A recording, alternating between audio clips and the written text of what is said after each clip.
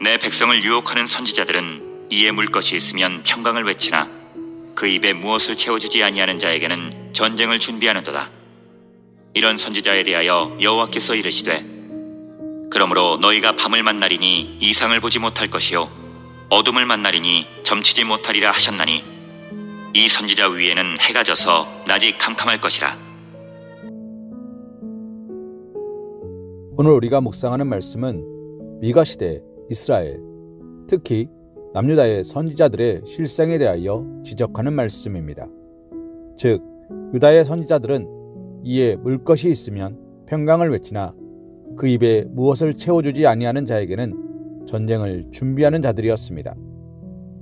우리는 이들에 대하여 하나님께서 거짓 선지자라고 부르시지 않고 그냥 선지자라 부르고 있는 사실에 주목할 필요가 있습니다.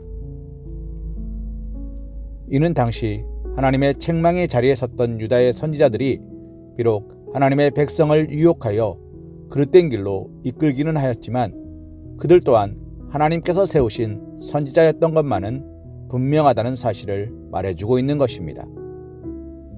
아마도 이들 또한 처음 부르심을 받았을 때에는 하나님의 말씀을 진실되게 전하고자 노력하였을 것입니다. 그럼에도 불구하고 우리가 이들을 거짓 선지자라고 부르는 이유는 그들이 변질되어 하나님의 말씀 대신 자기들이 지어낸 거짓 메시지를 전하였기 때문입니다. 그렇다면 이들이 이렇게 하나님의 선지자에서 거짓 선지자로 변질된 이유는 무엇입니까? 1차적 원인은 그들이 자신 안에 존재하는 탐심의 문제를 해결하지 못하였기 때문입니다. 즉, 자기들의 배를 위하여 거짓 메시지를 전함으로 거짓 선지자로 변질된 것입니다. 그런데 이들이 이렇게 거짓 선지자가 된 데에는 또 다른 중요한 이유가 있었습니다. 그것은 백성들이 선지자들로 하여금 하나님의 말씀을 바르게 전할 수 있도록 여건을 조성하여 주지 않았다는 것입니다. 선지자도 사람이기 때문에 먹어야 살 수 있습니다. 그런데 선지자에게는 특별한 생계 대책이 없었습니다. 선지자는 오로지 백성들이 가져다 주는 것으로 생활을 하였습니다. 만일 백성들이 선지자에 대하여 반감을 품는다면 그는 굶든지 아니면 엘리야처럼 까마귀가 물어다 주는 것, 사렙다 과부와 같은 사람이 공기하는 것으로 생명을 부지해야 하였습니다. 그렇기에 선지자들은 점차 그 생활이 불안정해질 수밖에 없었던 것입니다. 뿐만 아니라 당시 대부분의 선민들은 자신들을 향한 책망의 말 듣는 것을 좋아하지 않았습니다. 그래서 책망과 심판을 선포하는 선지자들은 자연스럽게 백성들로부터 배척을 받았습니다.